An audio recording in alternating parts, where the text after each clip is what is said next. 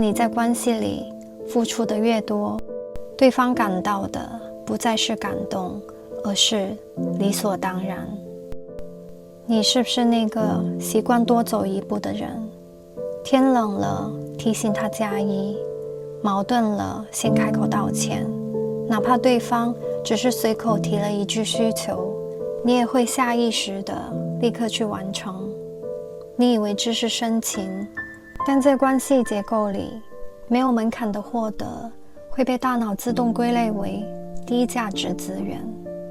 当你的付出不再需要被争取，讨好者的过度付出往往不是因为不求回报，而是因为无法承受关系里的不确定。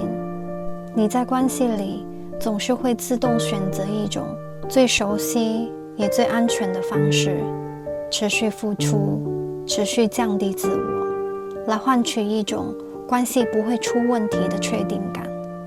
你不是在索取爱，你是在避免失去。但问题就出在这里，当一个人一直接受你的高强度付出，却给不出也不想给同等的回应的时候，他的内在防御就会自动启动，这叫补偿性贬低。它是通过在心理上降低你的价值，来减轻自己的内疚与失衡感。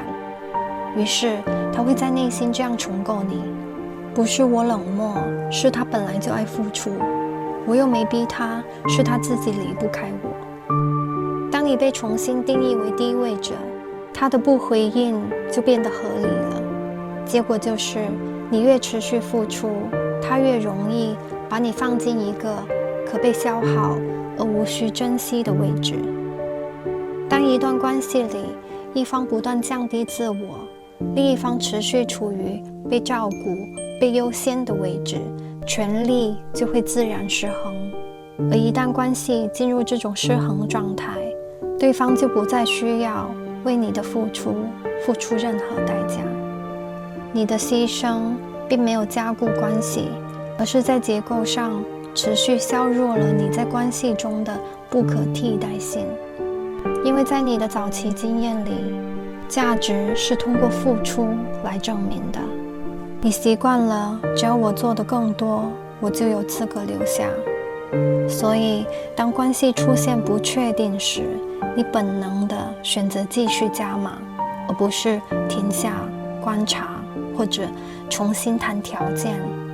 但你越是这样，越容易进入付出越多，地位越低，越不被珍惜的循环。对方不珍惜，是因为你亲手交出了被尊重的权利。关注 Lori 心理解剖室，下期我们剖析讨好者最深的恐惧。你到底在怕什么？